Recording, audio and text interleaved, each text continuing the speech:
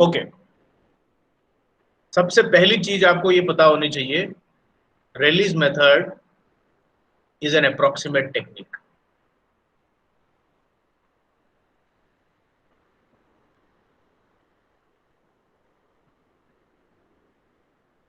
दूसरी चीज, ये करता क्या है Rayleigh's method? gives the value of fundamental natural frequency fn, natural frequency in hertz, या फिर ओमेगा एन कह लो, नेचुरल फ्रीक्वेंसी इन रेडियन पर second of multi degree of freedom systems. तो मतलब ये उन्हीं मेथड्स की कैटेगरी में आता है। कौन कौन सी मेथड्स हैं जो ये काम और करती हैं? एक तो डंकरलीज मेथड है जो कि फंडामेंटल नेचुरल फ्रीक्वेंसी देता है multi degree of freedom systems की। दूसरा अपन ने कौन सा ऐसा एक टेक्निक सीखा था? स्टोडोलास मेथड। स्टोडोलास मेथड भी फंडामेंटल नेचुरल फ्रीक्वेंसी देता है।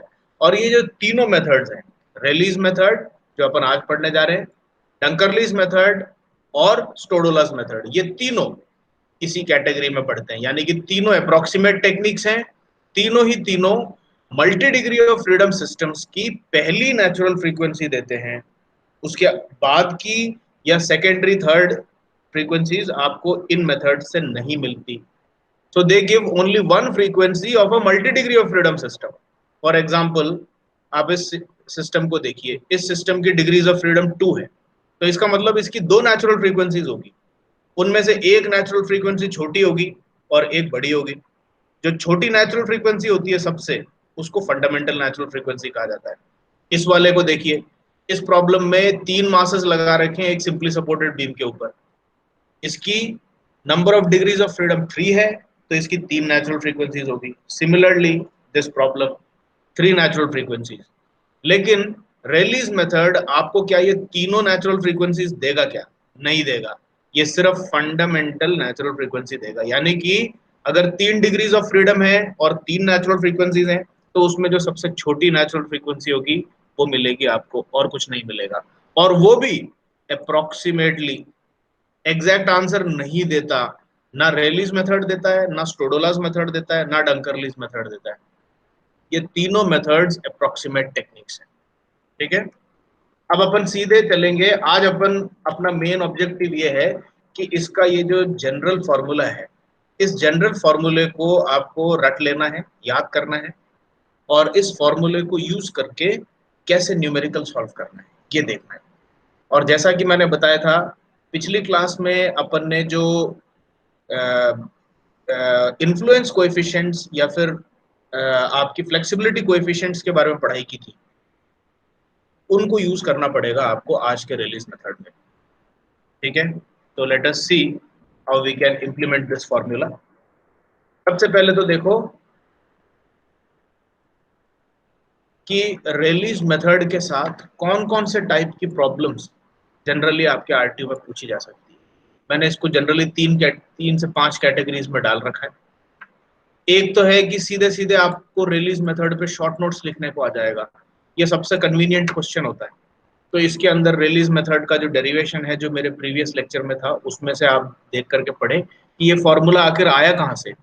ये फॉर्मूला बेसिकली इस चीज से आता है कि maximum potential energy in the system is equated with maximum kinetic energy. इस कॉन्सेप्ट से इस चीज का डेरिवेशन होता है। Maximum potential energy of a system during vibration must be equal to maximum kinetic energy of the system। ये इसका theoretical logic है, किसका? रेलीज मेथड का। और इसी चीज के इक्विवेलेंस को जब अपन सॉल्व करते हैं तब ये फॉर्मूला निकल के आता है। और ये जो ओमेगा एन का स्क्वायर यहाँ लिखा हुआ है जो कि इस चीज से मिलेगा आपको, वो क्या चीज है? ओमेगा एन का square. This omega N is the fundamental natural frequency that we are after। ये चीज फंडामेंटल नेचुरल फ्रीक्वेंसी है ये ओमेगा है। तो आपको करना क्या है, यहाँ पर आप देखें समेशन साइन है ऊपर और नीचे दोनों, एम जी वाई का summation divided by M Y square का समेशन। इसमें एम क्या है? एम आई जो है, एम आई आपकी डिफरेंट मासेस है, जैसे कि ये M1 है और ये M2 है। तो यहाँ पर जो एम आई लिखा हुआ है वो बेसिकली आपके मल्टी डिग्री ऑफ फ्रीडम में जो अलग अलग मासेस है, ये देखो इसमें 3 मासेस लगी हुई हैं। तो यहाँ पर जो समेशन सिंबल है ये 3 बार काम करेगा ऊपर और नीचे दोनों जगह पे। तो m1 g y1 plus m2 g y2 plus m3 g y3 divided by m1 y1 square plus m2 y2 square plus m3 y3 square. ये फॉर्मूला इस तरह से कंस्ट्रक्ट होता है। समझ में आ रहा है आप लोगों को? Yes, sir. Please confirm. Yes, sir. ठीक है। सर हाँ सर ये फिक्स्ड फ्री सारे सिस्टम्स के लिए एप्लीकेबल है ना, रेले मेथड? बिल्कुल, वही मैंने यहाँ पर आपको दिखा रखा है कि type of problems that can be expected for release method. ये देखो कि किस किस टाइप की yes sir. Problem release method आ सकता है। शॉर्ट नोट्स आ सकते हैं जिसमें कि आपको इसका डेरिवेशन और इसका थ्योरी वगैरह लिखना पड़ेगा। सेकेंड टाइप ऑफ क्वेश्चन है, ये देखो, फिक्स्ड फ्री। तीसरा टाइप ऑफ क्वेश्चन देखो, ये भी फिक्स्ड फ्री। चौथा टाइप ऑफ क्वेश्चन देखो, दोनों जगह पे पिन जॉइंट, यानी कि एक तरह से फ्री फ्री टाइप सिस्टम आ गया। और इवेंचुअली पांचवा टाइप देखो, फिक्स्ड फिक्स्ड। सारे टाइप कवर हो गए आपके? Yes sir. तो रेलीज मेथड जो है, ये स्टोडोलास मेथड की जैसे लिमिटेशन नहीं है इसमें कि भाई इसमें फिक्स्ड फ्री सिस्टम ही चाहिए, कोई से भी सिस्टम का निकाल सकते हो रेलीज मेथड से। ठीक है, तो ये 5 टाइप ऑफ क्वेश्चन आ सकते हैं जो आपके रिलीज मेथड यूज करके ओमेगा एन निकालने को पूछे आपसे। अब finding Y I using flexibility coefficients. अब देखो, कुल मिलाकर के बात ये आती है कि अपन एक प्रॉब्लम ले लेते हैं ताकि उसके ऊपर ये फॉर्मूला लगा करके चेक किया जा सके। ठीक है, अब यहाँ पर मैंने आपके लिए 3 प्रॉब्लम्स की प्रॉब्लम शीट क्रिएट की है और ये जो क्वेश्चन है इसको अपन ले चलते हैं सॉल्व करने के लिए।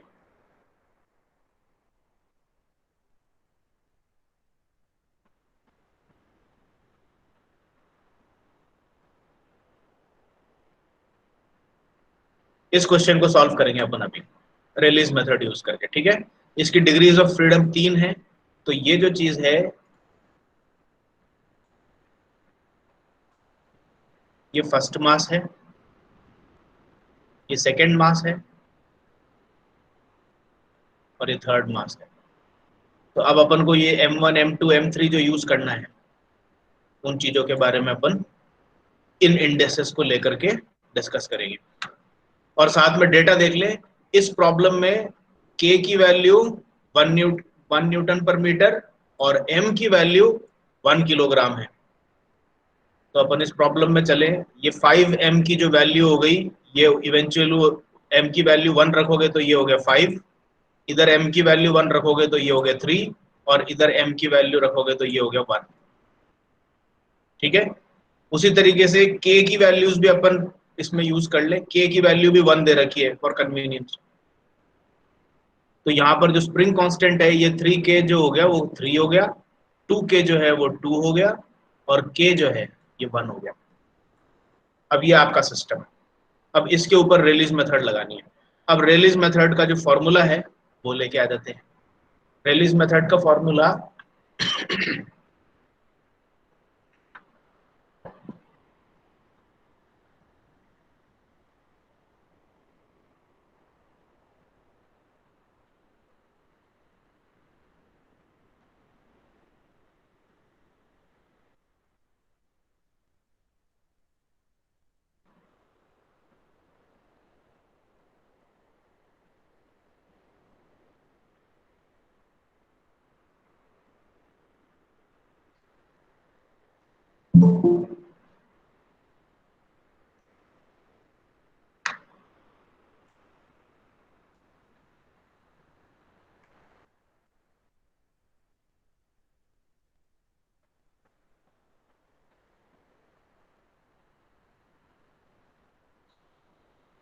यहाँ से आ नहीं रहा है।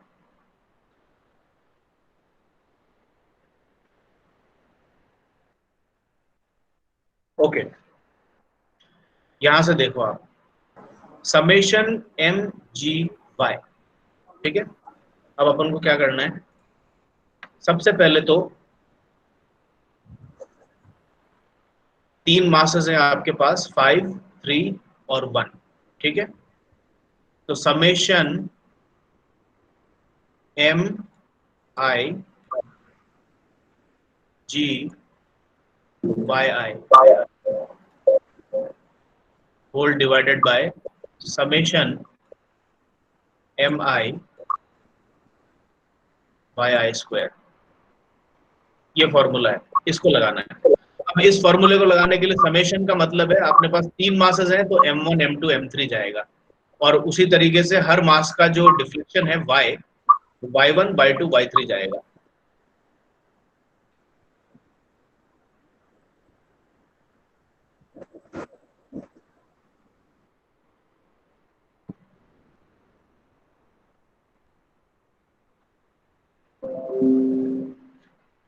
विकास क्या प्रेजेंट कर रहे हैं? स्क्रीन दिख रही है आपको?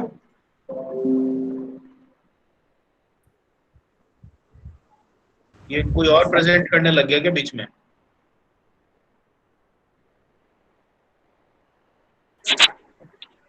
दिख रही है सर, स्क्रीन दिख रही है। अभी दिख रहा है? Yes sir. ठीक है। यस सर, दिख रही है। अब इस फॉर्मूले को अपन इस पे लगाएंगे तो पहले बताओ m1 कितना है, फिगर में देख के बताओ m1 कितना है। 5। तो अब मैं इस समेशन एम जी वाई को इन 3 मासेस पे लगाऊंगा तो देखो ये आएगा 5 जी y1 प्लस, अब समेशन में 2 पे जाएगा, ये सेकेंड वाली मास है 3 तो ये आ जाएगा 3 जी y2 प्लस लास्ट वाली मास है 1 तो ये आ जाएगा 1 इंटू जी इंटू y3 तो ये हो जाएगा g इंटू y3। ये इसका न्यूमरेटर बन गया, डिवाइडेड बाय, अब यही समेशन करना है लेकिन अब की बार m y स्क्वायर पे करना है। तो m, पहला m कितना है, वापस से 5 है, 5, अब इसमें g नहीं है, y1 स्क्वायर प्लस सेकेंड वाली मास 3 है तो यानी कि 3 y2 स्क्वायर प्लस लास्ट मास है 1 तो 1 को अपन लेंगे ही नहीं, सीधे y3 square, 1 into y3 square. ये फॉर्मूला कैसे जनरेट किया मैंने, ये समझ में आ गया क्या आपको? समेशन वाला फॉर्मूला कैसे लगाया मैंने? Yes sir. ठीक है ना? यस सर, आगे सर। और ये जो चीज है ये दे क्या रही है आपको, ये नहीं भूलना है, this is giving you the square of what you want. आपको ओमेगा एन चाहिए लेकिन ये फॉर्मूला आपको ओमेगा एन का स्क्वायर दे रही है। तो कई जने मिस्टेक क्या कर देते हैं, इस इक्वेशन को सॉल्व कर करके आंसर ये है करके लिख देते हैं, ये भूल जाते हैं कि भाई उन्होंने निकाला जो है वो ओमेगा एन का स्क्वायर है। तो आपको ये चीज कैलकुलेट करके फिर उसका अंडर रूट भी लेना है, that you have to remember. तो ये आपकी ओमेगा एन की स्क्वायर आ गई है। अब आप मेरे को ये बताओ कि इस फॉर्मूले में, ये जो फॉर्मूला आपको दिख रहा है, इस फॉर्मूले में सर स्क्रीन नहीं दिख रही सर। अच्छा, यही मैं पूछ रहा था आपसे, ये बीच में कोई प्रेजेंटेशन चालू कर दिया था किसी सर ने? की स्क्रीन को पिन कर ले तब दिखने लग जाएगी। ऑप्शंस में नहीं आ रही स्क्रीन सर एक की। मिनट एक मिनट, अब दिख रहा है क्या? सर आप दिख तो रही है Yes, भाई। सर आपकी स्क्रीन यस दिख सर। सर, ये अमरजोत ने पिन नहीं कर रखी, सर की स्क्रीन नीचे गई भाई, नीचे से प्रिंट कर। सर कर लिए पिन, थैंक यू सर, हो गया, थैंक यू सर। ओके, अगर किसी को कोई भी परेशानी या डाउट आ रहा हो तो आप मेरे को इंटरप्ट करके पूछ सकते हैं, ठीक है? ओके, अब देखो ये फॉर्मूले में देख करके मेरे को अब कोई एक जना ये बताओ कि कौन सी चीज इसमें नोन है और कौन सी अननोन है, यानी कि ओमेगा एन का स्क्वायर निकालने के लिए मेरे को इस सर्कुलर पार्ट में क्या चीजें चाहिए अब मेरे को, ये देख के बताओ। Sir y1 y2 y3। y1 y2 y3, बाकी सारी चीजें नोन है, कांस्टेंट वैल्यू, यस सर। ठीक है? तो अब आपको क्या करने का है, ये फॉर्मूला आपको जो मैंने पहले कल सिखाया था वैसा ही सेम बिल्कुल डिट्टो फॉर्मूला, कल नहीं इससे पहले वाली क्लास में, y1 इक्वल टू लिखें, y2 इक्वल टू लिखें, y3 इक्वल टू लिखें। फ्लेक्सिबिलिटी कोएफिशिएंट्स को वापस से लेकर के आए,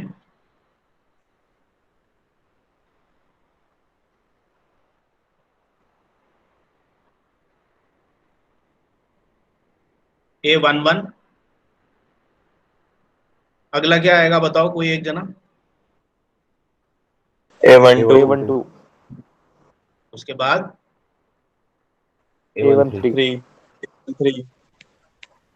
Y2 के नीचे क्या लिखूंगा अब मैं A21 821 A22 823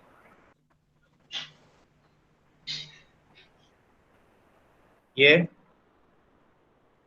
A31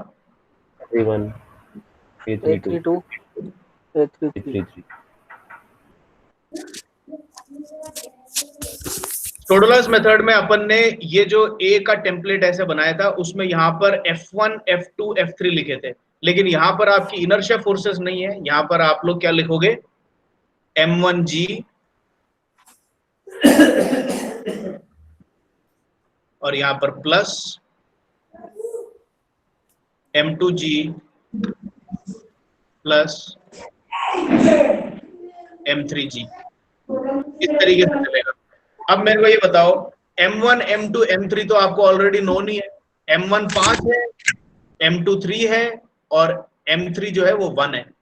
तो यहां पर जो है आप M1 M2 M3 की जगह पर क्या लिखोगे 5 3 1। ठीक है, तो इसको अब मैं हटा देता हूं।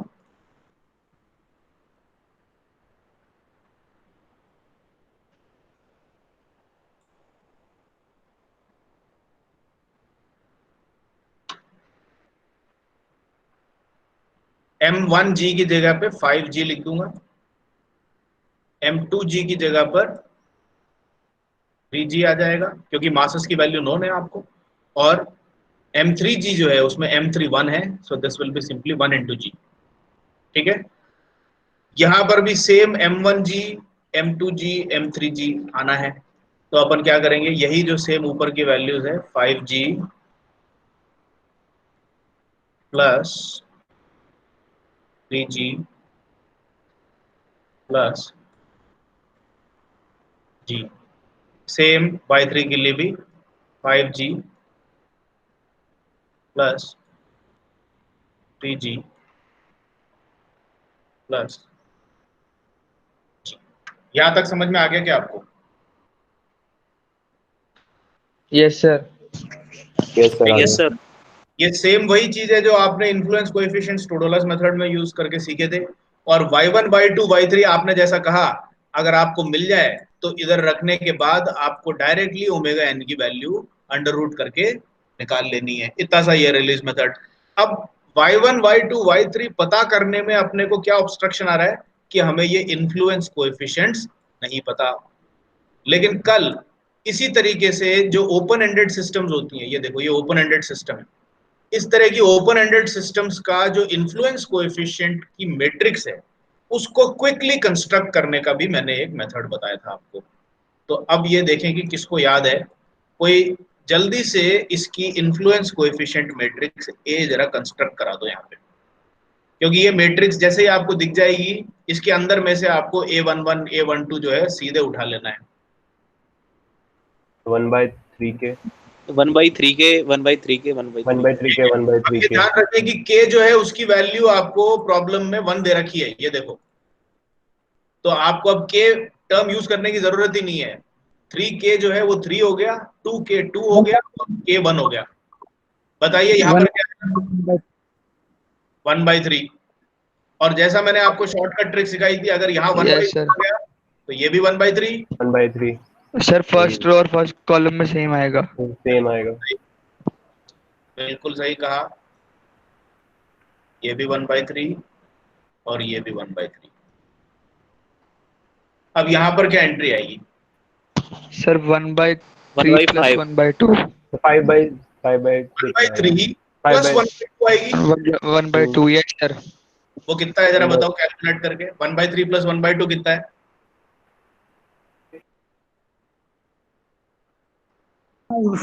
सर 5/6 5/6 आ जाएगा। इधर भी 5/6 यहाँ पर भी लिख दो। 5/6 सेकंड थर्ड कॉलम में। यहाँ क्या आएगा लास्ट एंट्री बताओ।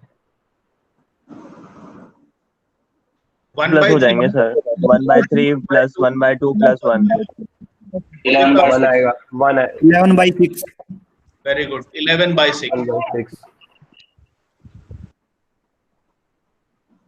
ये आपने कल वाली शॉर्टकट टेक्निक से इन्फ्लुएंस कोएफिशिएंट्स को कंस्ट्रक्ट कर लिया। अब देखो रैंडमली मैं पूछ रहा हूं, इस वाली पोजीशन का इंडेक्स क्या है ये बताओ।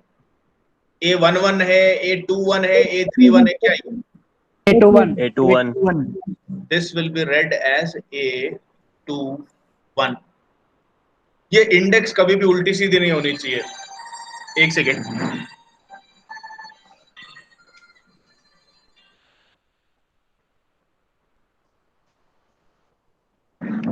ये इंडेक्स जो है इसका आगे पीछे अगर कर दिया तो पूरी प्रॉब्लम गड़बड़ हो जाएगी। पहला जो वैल्यू है वो रो का होता है और दूसरी वैल्यू कॉलम की होती है, ये याद रखना है आपको, ठीक है। तो अगर ये A21 है तो A32 कौन सा है ये बताओ मेरे को। A32 कौन सा रहेगा इस मैट्रिक्स में? थर्ड रो और सेकंड कॉलम। ये वाली वैल्यू है, यस सर। ठीक है, समझ में आ गया ना? Yes sir. तो अब अपन ने क्या किया,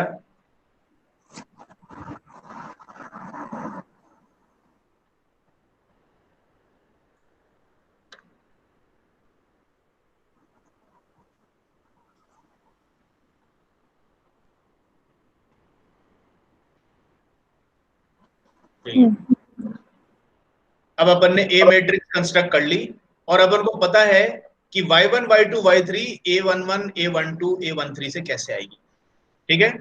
अब आपको क्या करना है, ये 1/3 जो है वो यहां रख दो, ये वाली 1/3 यहां रख दो, ये वाली 1/3 यहां रख दो।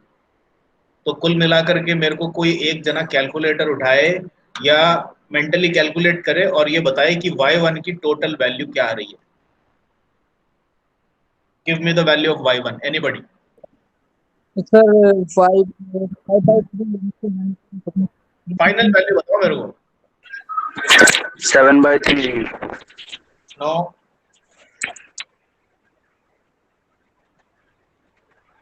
भाई A11 1/3 है तो 5G इंटू 1/3 क्या हो जाएगा? 5G/3। 3G आएगा। 16.35। गलत, सर 3G आएगा शायद। G के टर्म्स में, यस, G के टर्म्स में अगर बोले तो 3G। अब किसी ने शायद जो डेसिमल G को मल्टीप्लाई कर दिया होगा। सर 3 आएगा ओनली। 3G आ गया, 3 आएगा, 3 आएगा सर। ये करेक्ट है क्या आंसर? ये देखो 3G 3 आएगा सर ओनली। हाँ जी भी आएगा। G कहाँ जाएगा? हाँ जी भी आएगा सर।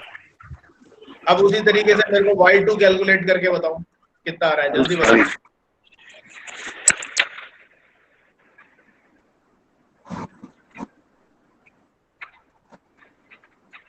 अब उसमें ये ध्यान रखना A21 A22 है, यानी कि यहाँ पर कौन सी वैल्यू आएगी? ये 1/3 आएगी और यहाँ पे A22 में क्या आएगा? 5/6 आएगा।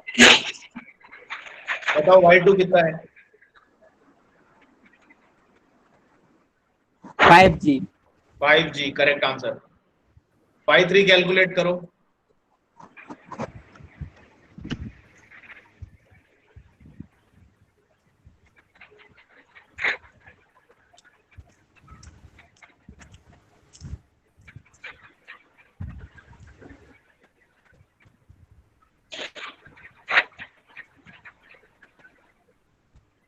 सिक्स आएगा sir. 6G। 6G। Yes sir. जिन लोगों को ये आंसर नहीं मिले वो एक बार अपने कैलकुलेशन करें। ये बहुत सिंपल कैलकुलेशन है, चीजें उठा करके प्लेस करनी है, मल्टीप्लाई करना है, एलसीएम लेना है और ऐड करना है बस। 3G 5G 6G, ये आपके y1 y2 y3 की वैल्यूज आ गई कुल मिला करके, ठीक है।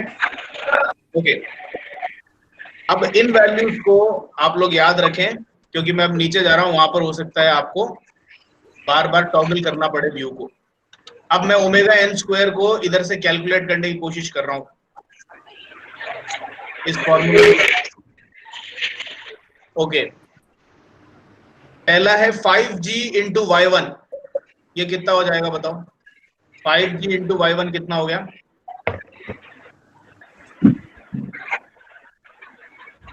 सही है क्या? देखो 15g स्क्वायर। Yes sir. सही है। Plus yes sir. नेक्स्ट क्या है? 3g into y2। 3g into y2 कितना है? 15g square. फिर से 15g स्क्वायर। 15g square. अब g into y3 sir 6g square. 6g square. Numerator cover हो गया अपना, divided by 5y1 square. Calculate करो, बताओ 5y1 स्क्वायर कितना है? 15g। Sir 45g। 40g। 45g देखो स्क्वायर। पहले तो आपको y1 को स्क्वायर करना है। y1 का स्क्वायर किया हाँ सर 45g। 9g स्क्वायर और g स्क्वायर। 9g स्क्वायर को 5 से मल्टीप्लाई करोगे तो that will give you 45g square. 45g। 75g square. Second value क्या आएगी आपकी? है 75g स्क्वायर। 3y2 square. तो पहले y2 को स्क्वायर करो, यानी कि 25g स्क्वायर हो जाएगा। 25g स्क्वायर को 3 से मल्टीप्लाई करोगे तो 75g स्क्वायर।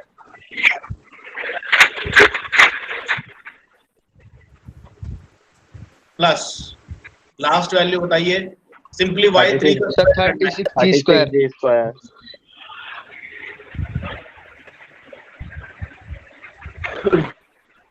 इसको सिंप्लीफाई करो और मेरे को फाइनल ओमेगा n की वैल्यू बता दो। 36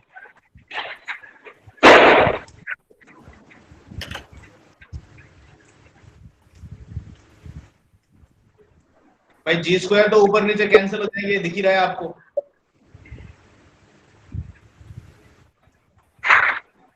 zero 0.23। 0.48। This is the correct answer, 0.48।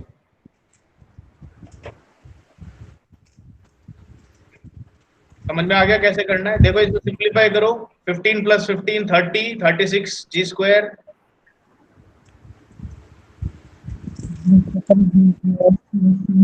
Divided by 45 75 plus 36 कितना हो जाएगा? 156। 156। अब इसमें जी स्क्वायर ऊपर नीचे कैंसिल हो गए, तो ओमेगा स्क्वायर जो है वो सिंपली 36 बाय 156 है। तो ओमेगा क्या होगा? इसका अंडर रूट लेना है बस।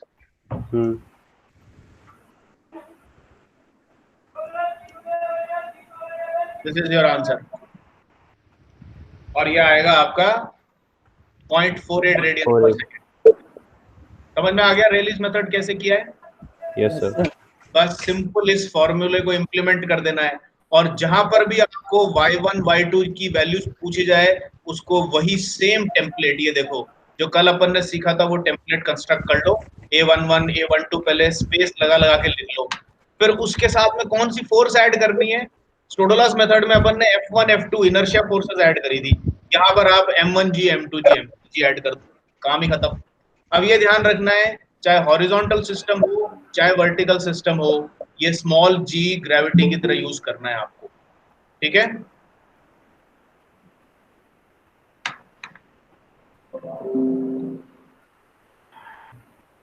ये एग्जांपल किसी को नहीं समझ में आया, किसी भी पॉइंट पे कोई डाउट है तो आप अभी पूछ लो।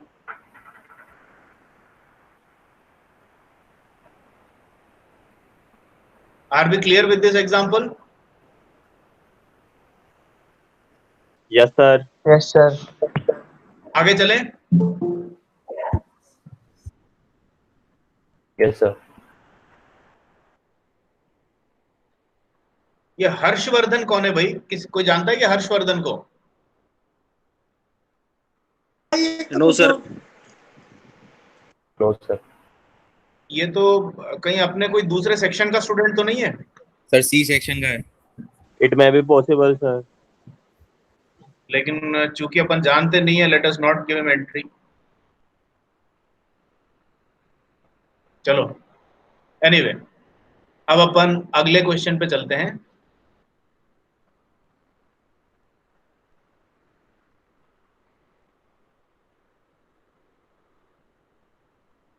अपन ने इस टाइप की प्रॉब्लम्स को कवर कर लिया। ये देखो,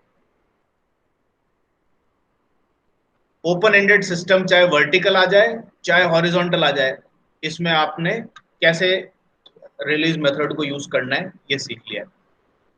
इस तरह की प्रॉब्लम आ जाए तो ये थोड़ा सा टिपिकल हो जाएगा। वो इसीलिए टिपिकल हो जाएगा क्योंकि ये जो शॉर्टकट मेथड मैंने आपको फ्लेक्सिबिलिटी कोएफिशिएंट बनाने का सिखाया था वो इस पे लागू नहीं होगा। इसके लिए आपको वो इन्फ्लुएंस कोएफिशिएंट की जो आपको रिकॉल करनी पड़ेगी, जो ओरिजिनल टेक्निक है कि भाई A11 या सॉरी A12 को समझते कैसे हैं अपन। A12 को इस तरह से समझते हैं कि सेकंड पोजीशन पर, यानी कि इस फिगर में देखो, सेकंड पोजीशन पर अगर पॉजिटिव डायरेक्शन में 1 न्यूटन की फोर्स लगाई जाए तो फर्स्ट पोजीशन पे यानी कि इस पर कितना डिस्प्लेसमेंट होगा। इस क्वेश्चन का आंसर देता है आपका A12।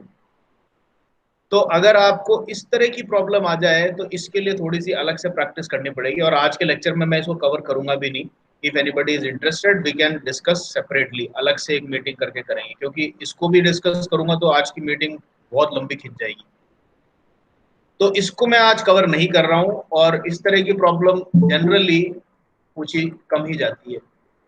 हर्षवर्धन,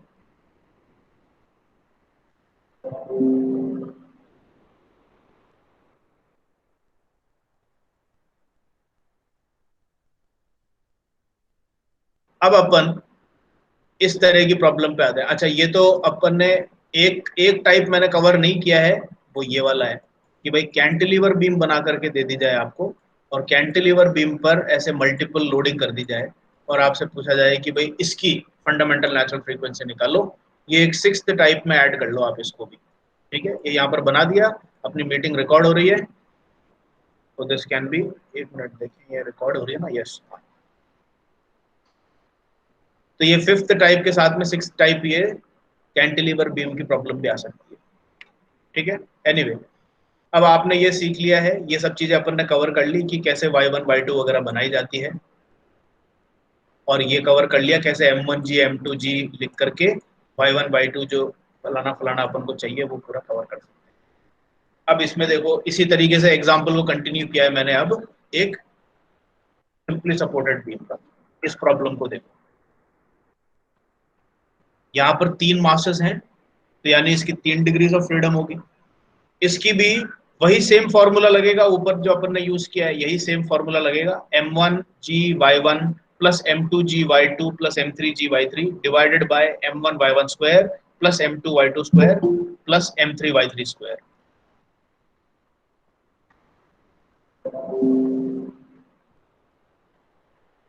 इस वाले पे अब इसकी ए मैट्रिक्स जो है, चूंकि ये 3 मासेस हैं तो 3 डिग्रीज ऑफ फ्रीडम है, तो ये 3/3 की मैट्रिक्स बनेगी अपनी, A11 A12 A13।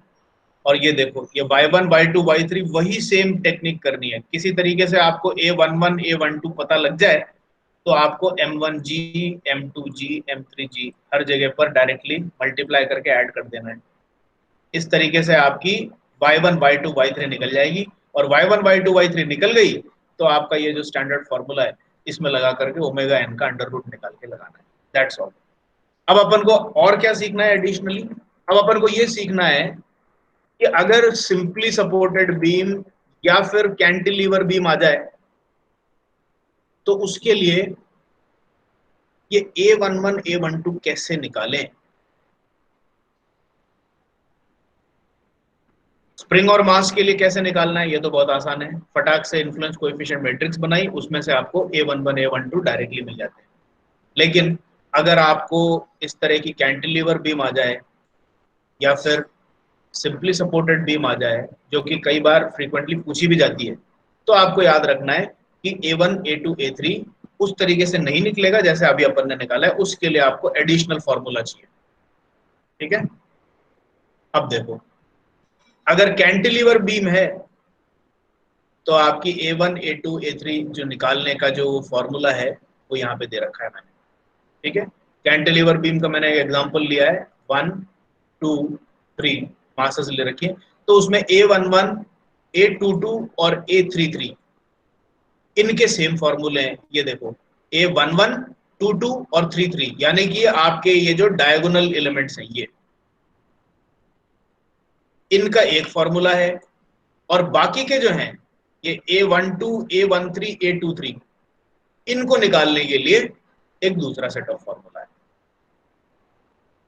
तो ये आपको याद रखना पड़ेगा कि किस तरीके से करना है। ये मैंने पिछली बार भी बताया था, WL3/3EI वाले से आता है। तो इसमें चूंकि ये सिंगल यूनिट फोर्स यूज करता है तो W तो 1 हो जाता है यहाँ पे। तो आपको A11 निकालना है, तो यहाँ पर 1 1 है, तो फर्स्ट पोजीशन पे आ जाओ, ये वाली फर्स्ट पोजीशन की लेंथ कितनी है L1, तो L1³/3EI। A22 पे आओ तो सेकंड पोजीशन है, सेकंड पोजीशन कितनी दूरी पर है, L2 दूरी पर है, तो यहाँ पर L2³/3EI। थर्ड वाली के लिए आओगे, थर्ड पोजीशन L3 डिस्टेंस दूर है, तो इसका फॉर्मूला बन जाएगा L3³/3EI। अब फॉर्मूला यहां पर चेंज हो जाता है, किस चीज के लिए,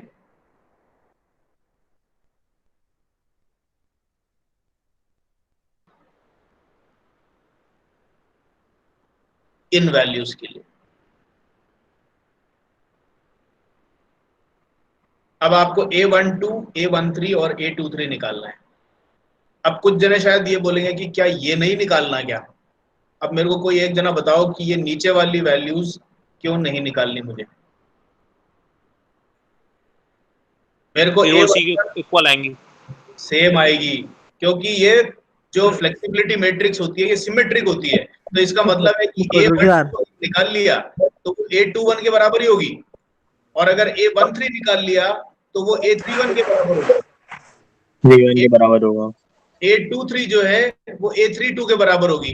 तो कुल मिलाकर के आपको फ्लेक्सिबिलिटी मैट्रिक्स में कौन कौन सी वैल्यूज चाहिए, या तो अपर ट्रायंगुलर की 1, 2, 3 इनको निकाल लो, प्लस ये जो डायगोनल एलिमेंट्स हैं इनको निकाल लो। बस इतनी सी वैल्यूज अगर आपने फ्लेक्सिबिलिटी की फॉर्मूला लगा के निकाल लिया तो बाकी ये तीनों जो हैं ये तो इनके बराबर ही हैं। तो अब इसमें जैसे मैंने कहा A11, A22 और A33 का एक सेट ऑफ फॉर्मूला है, वो सीधे उसकी लेंथ से आता है। और E और I क्या चीज है, E तो आपकी मॉड्यूलस ऑफ इलास्टिसिटी किसकी, ये जो कैंटिलीवर रॉड है उसकी मटेरियल की प्रॉपर्टी है, ये आपको प्रॉब्लम में दी जाएगी। आई क्या चीज है, आई इसी रॉड की क्रॉस सेक्शनल एरिया की एरिया मोमेंट ऑफ इनर्शिया है, वो या तो दे रखी होगी या आपको अलग से निकालनी पड़ेगी। एनीवे अभी अपन एक प्रॉब्लम ले लेते हैं, ये वाला। Let us do this problem now,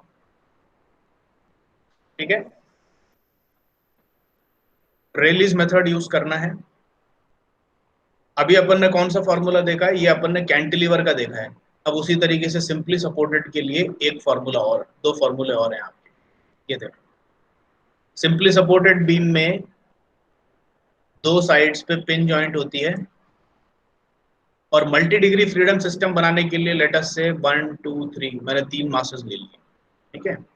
अब आपको सॉरी ये जो L3 है वो यहां तक ही रहेगा, ये यहां तक ही है, दिस इज L3, ठीक है। अब देखो, और ये जो टोटल लेंथ है दैट इज L। अब आपको इसी तरीके से इस वाले के अंदर भी अगर आप A मैट्रिक्स बनाएं तो आपकी 3/3 की A मैट्रिक्स बनेगी, क्योंकि ये 3 डिग्रीज ऑफ फ्रीडम सिस्टम है। इसका A मैट्रिक्स भी बिल्कुल इसी साइज का होगा। अब इसमें भी वही सेम चीज करनी है अपन को, सिर्फ डायगोनल एंट्रीज निकालनी है और अपर ट्रायंगुलर की एंट्रीज निकालनी है।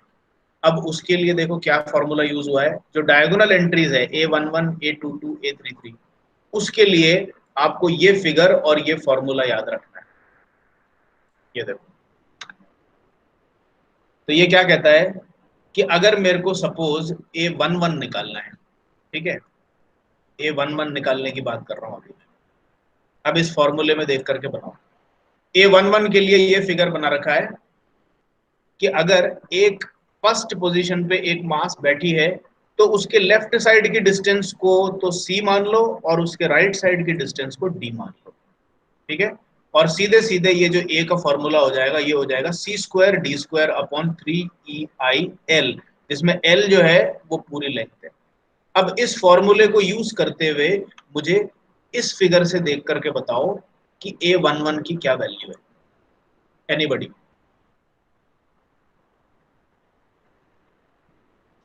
A11, sir L1 square okay, L1 square into, two L2 plus L3 square. No no no, L2 plus L3 नहीं होगा, ये देखो ये डिस्टेंस है L2 अच्छा सर। और ये डिस्टेंस है L3। करेक्ट करो, अब आप बताओ। L1 cube upon 3EI। L1 cube क्यों करोगे आप? L minus L. Sir L3 ये D माइनस की वैल्यू L3 कैसे का लाएंगे बताओ? D की वैल्यू कैसे लाएंगे? Sir L L minus minus L1. L1 yes, L minus L1 cube. और इसका स्क्वायर करेंगे, ये है आपका D। तो C जो है इस यस सर। फॉर्मूले में वो तो L1 हो गई और D जो है इस फॉर्मूले में वो L माइनस L1 हो गई। ठीक है, तो आपका ये जो फॉर्मूला है A बनाने का, C square D square upon 3EIL, तो इसको डिवाइड करेंगे 3EI और टोटल लेंथ जो इसकी L दे रखी है तो L ही रहेगी। इस तरीके से बनाएंगे। ठीक है, अब थोड़ी सी और प्रैक्टिस करें इस चीज की। आगे चलने से पहले मैं आपको एक दूसरा रैंडम इंडेक्स देता हूं। लेट अस से इसी फॉर्मूले को आप यूज करो और अब मेरे को बना करके दो A13, सॉरी A13 इससे नहीं निकलेगा, A33 निकलेगा इससे। A33 बना करके दिखाओ। A3 इनके लिए ये फॉर्मूला है ना, L3 into L minus L3 okay, this will be. अब देखो A33 बनाने के लिए सबसे पहले तो आप अपनी सिंपली सपोर्टेड बीम ले लो और सिर्फ थर्ड वाली लोड को अकेला खड़ा करो इधर। अब इसके लिए आपको ये दो वैल्यूज चाहिए कि इसकी C कितनी होगी और इसकी D कितनी होगी। तो C जो है वो M3 के लेफ्ट साइड की डिस्टेंस है जो कि आपको L3 गिवन है। राइट साइड की डिस्टेंस कितनी है ये बताओ? L minus L3. ये सिंपली L माइनस L3 हो जाएगी। तो अब आपका C जो है वो तो L3 है और D जो है वो L माइनस L3 है। तो अब A33 का फॉर्मूला जो है C स्क्वायर D स्क्वायर वाले से बनाऊं तो this will be L3 into L minus L3 का होल स्क्वायर। L3 का square into L minus L3 का स्क्वायर, सॉरी होल स्क्वायर आएगा, डिवाइडेड बाय 3EIL। समझ में आ गया कैसे बनाना है? Yes sir. तो ये एक बार फॉर्मूला दोबारा यूज बताना करके, होगा। हाँ बताओ बताओ, एक बार ये दोबारा बताना है A33 का। दोबारा बता देते हैं।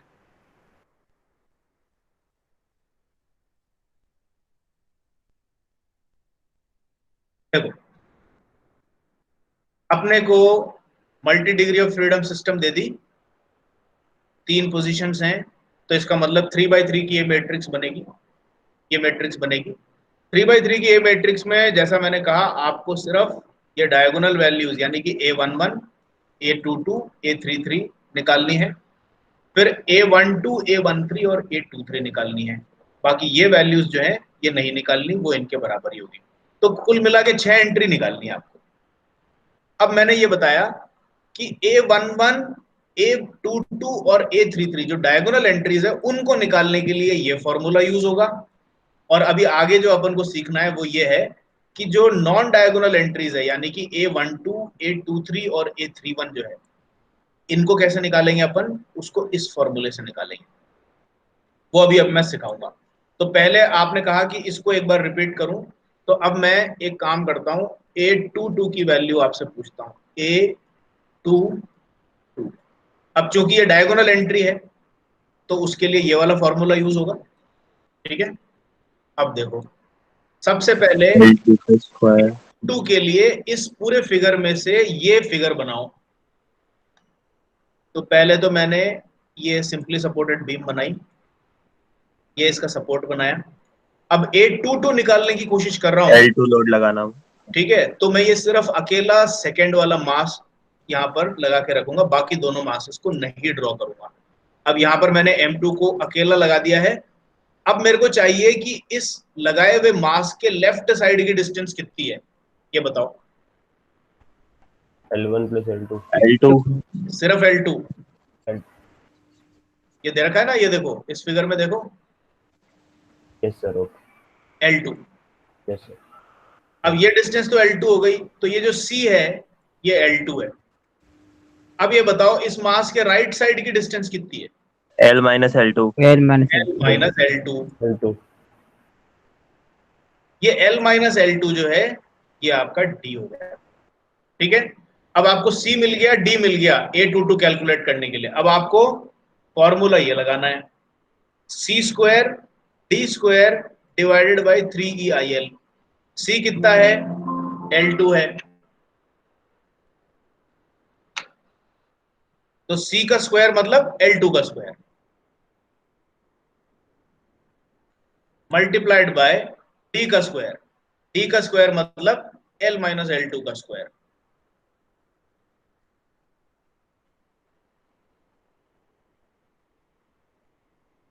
होल डिवाइडेड बाय, ये नीचे का तो कांस्टेंट है, ये हर बार सेम रिपीट होगा, 3EIL। बस ये बनाया A22। इसी तरीके से A11 और A33 और बना लो, तो आपकी ये 3 डायगोनल एंट्रीज तो फिनिश हो जाएगी ए मैट्रिक्स की। क्लियर हो गया?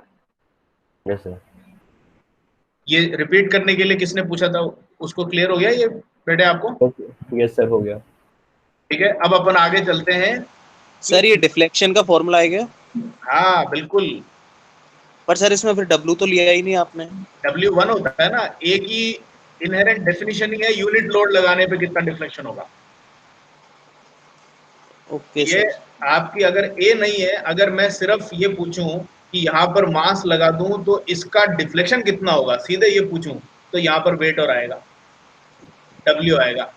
लेकिन इस W को अपन ए की डेफिनेशन में 1 बना देते हैं ना। Flexibility coefficient is always defined as the deflection produced at some place when unit load is placed at another place, सही है ना? तो Okay, W 1 हो जाता है, इसीलिए इसमें W कभी आता ही नहीं है। ए की डेफिनेशन में कभी भी वेट नहीं आता, it is always 1। Okay sir okay, अब अपन ये सेम चीज देखते हैं कि नॉन डायगोनल एंट्रीज जो आपकी A12, A23 और A31 जो है, इनको कैसे निकालना है। अब ये A, सबसे पहली चीज तो ये ध्यान रखो, A31 मत निकालो आप, तो A13 निकालो, ये ज्यादा आसान रहेगा। ठीक है, एनीवे अब उसको निकालने के लिए आपको ये फिगर ध्यान रखना है और उसके साथ में ये फॉर्मूला याद रखना है। ये थोड़ा सा टिपिकल है, याद रखना पड़ेगा, रटना पड़ेगा, क्योंकि इस तरह की प्रॉब्लम आ सकती है। लेकिन आप इस चीज से और संतुष्टि करें कि भाई ये कितने बार और कितनी चीजें याद रखनी है, ये इसकी लिमिटेशन यहीं तक आ गई। एक ये कैंटिलीवर बीम के लिए याद रख लो ये फॉर्मूले और ये फॉर्मूले, और उसी तरीके से सिंपली सपोर्टेड बीम के लिए एक ये फॉर्मूला और एक ये फॉर्मूला। तो 4 फॉर्मूले याद रख लो, तो डंकरली में भी यही काम आ जाएगी, और आपके स्टोडोला में भी काम आ जाएगी, रेलीज में भी काम आ जाएगी। जहां जहां पर भी ये फॉर्मूले यूज होने होंगे ना, इससे ज्यादा आगे कोई जाता नहीं है। तो कैंटिलीवर के लिए याद रखने फॉर्मूले और सिंपली सपोर्टेड के लिए याद रखने, इससे ज्यादा आप ज्यादा परेशान मत हो। ठीक है, लेकिन कम से कम इन 2 टाइप्स के लिए तो रटना पड़ेगा आपको। ओके, एनीवे अब इस फिगर में देखते हैं, और अब ये बोल रहा है कि पहले इसको समझते हैं कि ये A13 का मतलब क्या है। यहां पर मैंने एक सैंपल एग्जांपल लिया है। A13 का मतलब है कि अगर थर्ड पोजीशन पे मैं यूनिट फोर्स लगाऊं तो फर्स्ट पोजीशन पे डिफ्लेक्शन कितना होगा, ये पूछ रहा है। इसमें क्या पूछ रहा था, इसमें ये पूछ रहा था कि अगर मैं फर्स्ट ही पोजीशन पे लोड लगाऊं तो फर्स्ट ही पोजीशन पे डिफ्लेक्शन बताओ। तो ये तो फॉर्मूला सिंपल था। ये क्या पूछ रहा है, ये पूछ रहा है कि सेकंड ही पोजीशन पे लोड भी लगाऊं तो सेकंड पोजीशन पे कितना डिफ्लेक्शन आएगा। ये पूछ रहा है थर्ड पोजीशन पे यूनिट लोड लगाऊं तो थर्ड पोजीशन पे कितना डिफ्लेक्शन आएगा। तो इन तीनों के फॉर्मूले तो ये हैं। यहाँ पर कहानी थोड़ी सी शिफ्ट हो जाती है, यहाँ पर इंडेक्स अलग अलग है, एक 1 है एक 3 है, एक 2 है एक 3 है, एक 1 है एक 2 है। इनके मतलब आपको इस तरीके से समझने पड़ेंगे। वापस से बता रहा हूं ये नॉन डायगोनल एंट्रीज कैसे है। A13 का मतलब है कि अगर थर्ड पोजीशन पे, ये देखो ये तीसरी पोजीशन आ गई ना, ये बोल रहा है तीसरी पोजीशन पे 1 न्यूटन की फोर्स लगा दो और बाकी सारी फोर्सेस को हटा दो, इनको हटा दो। तो ये बताओ कि तीसरे पे एक अकेला 1 न्यूटन लगाने पे फर्स्ट पोजीशन कितना नीचे को जाएगा, यानी कि इसकी जो y है या डिफ्लेक्शन है वो कितनी होगी। इस क्वेश्चन का आंसर है A13। तो अब उसका फॉर्मूला जैसा मैंने बताया है, अब आप देखो इसमें एक तो B यूज हो रही है, एक X यूज हो रही है और एक L यूज हो रही है। इनको देख करके आपको बनाना है और ये पोजीशंस बना रखी है। चूंकि मैं A13 निकालने के लिए आपको फॉर्मूला दिखा रहा हूं, तो यहां पर ये पोजीशन तो है 3 और ये पोजीशन है 1। अब देखो फॉर्मूले के हिसाब से आप इस फिगर में देखना,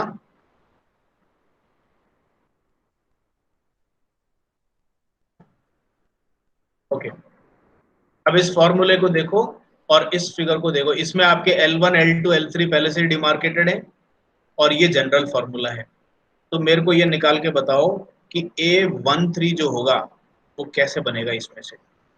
ये B वैल्यू कितनी है ये बताओ, ओरिजिनल फिगर से कंपेयर करो इसको और ये बताओ कि ये जो B है ओरिजिनल फिगर में कितना है। Minus L3। ये कितना आएगा, L माइनस L3 है। Yes sir. ठीक है, तो B की वैल्यू जो है वो आपने फिगर देख के पता करी कि this is nothing but L minus L3। सही है। स्मॉल l जो कि कंप्लीट लेंथ है वो तो सेम रहेगी, उसमें कोई दिक्कत नहीं है। अब मेरे को ये बताओ कि ओरिजिनल फिगर में x की वैल्यू कितनी है। ये sir L1। It is L1। तो x जो है आपके ओरिजिनल फिगर में हो गया L1। अब आपको x मिल गया और b मिल गया, तो सीधे सीधे फॉर्मूले में एंट्री करनी है। अब इन दोनों को लेकर के अगर मैं A13 बनाऊं, जो कि जैसा यहाँ पे दे रखा है this is also equal to A31, ये ऑटोमेटिकली 3 1 की वैल्यू मिल गई। इसको निकालने के लिए अलग से फिगर नहीं बनाना आपको। तो ये कितनी हो गई, b की वैल्यू कितनी है, L माइनस L3।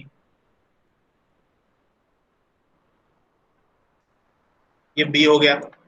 x की वैल्यू कितनी है, L1, तो मल्टीप्लाइड बाय L1, ये x भी हो गया, divided by 6EIL as it is आएगा।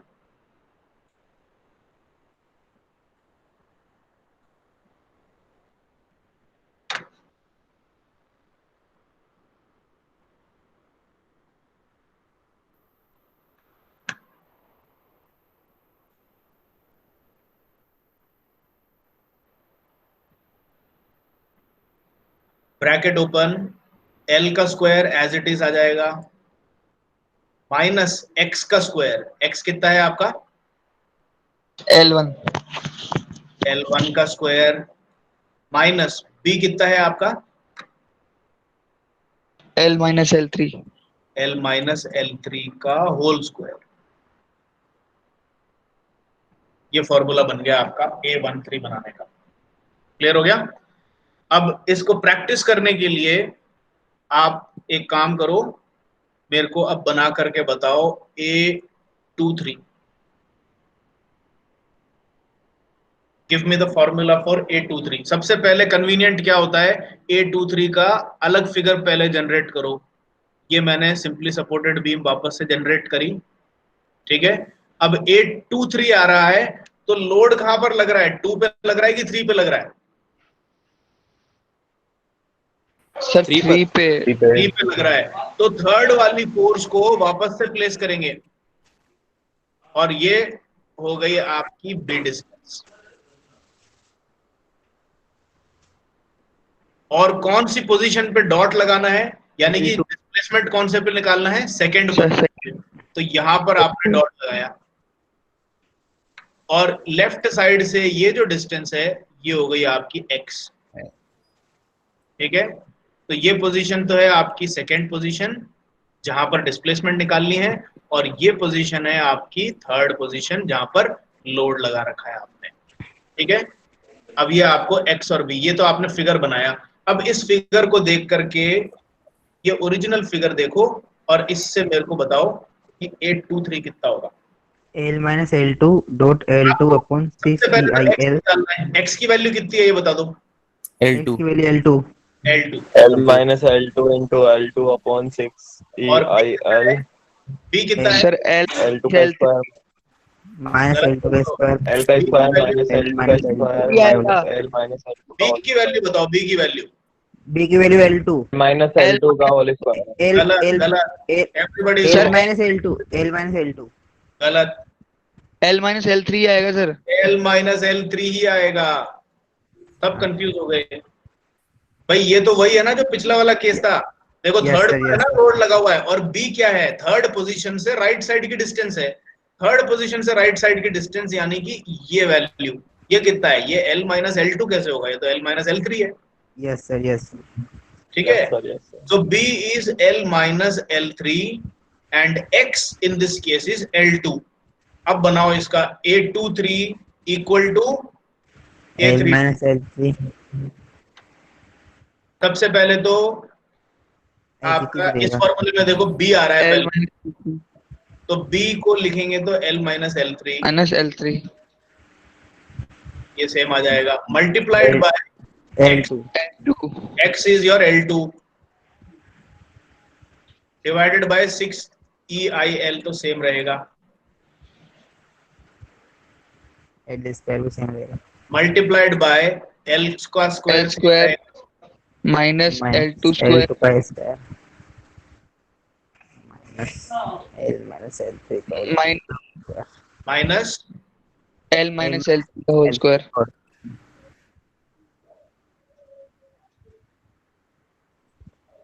इस तरीके से बनेगा A2। समझ में आ गया? तो अब आपके पास में ये फॉर्मूले हैं कि अगर कैंटिलीवर बीम आ जाए, सिंपली सपोर्टेड बीम आ जाए, या स्प्रिंग मास सिस्टम आ जाए, किसी भी तरह की सिस्टम आ जाए, अब आपके पास में ये वेपनरी है कि आप उसकी ए मैट्रिक्स को जनरेट कर सकते हैं। यानी कि A11 A12 ये जो वैल्यूज हैं इनको इंडिविजुअली जनरेट करें।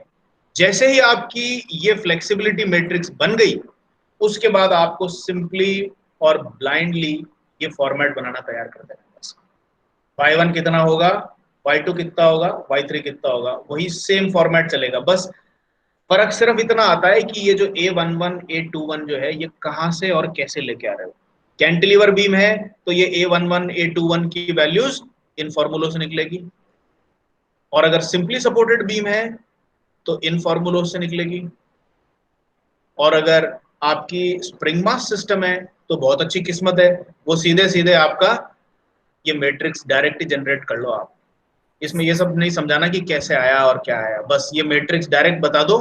जैसे ये आ गया ना आपका, इस टाइप की क्वेश्चन आ गई तो आप तो सीधे ये A11 A12 सब डायरेक्टली जो अपन ने शॉर्टकट मेथड बताया था 1/k वाला, उसको लेकर के बना लो।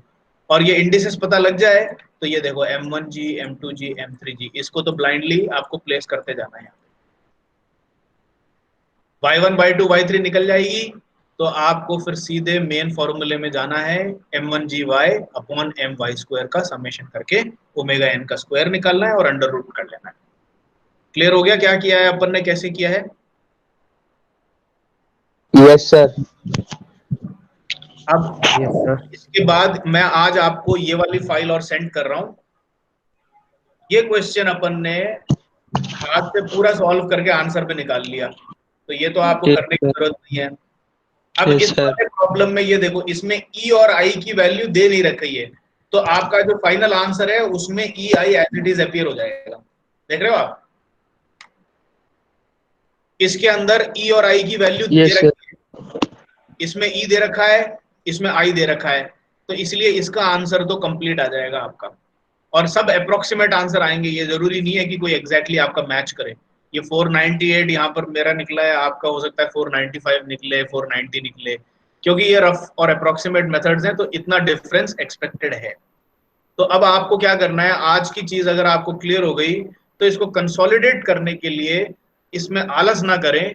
ये क्वेश्चन नंबर 1 और क्वेश्चन नंबर 2 अपने हाथ से पूरा सॉल्व करें और इसके आंसर्स को टैली करें। अगर ये आपने आज कर लिया, और अगर पॉसिबल हो, ये तो मैंने अभी आज आपको करवाया था पूरा लेक्चर के अंदर, आपको वीडियो में दिख ही जाएगा, लेकिन बिना उसको देखे इसको भी अगर सॉल्व कर सको तो सॉल्व करने की कोशिश करो। ये तीनों प्रॉब्लम अगर आपने कर ली तो रेलीज मेथड जो है आपका पूरा फिक्स कंसोलिडेट हो जाएगा, अच्छी लर्निंग हो जाएगी आपकी। ठीक है, तो आज का लेक्चर फिर अपन यहाँ पे क्लोज करें। Yes sir. ठीक है, अब जिस किसी को भी कोई डाउट हो वो डाउट पूछ सकता है, और अगर कोई डाउट नहीं है तो you can leave the presentation now. Okay sir, thank you sir. Okay sir, okay thank you sir, sir. Thank you sir. Okay. Thank you.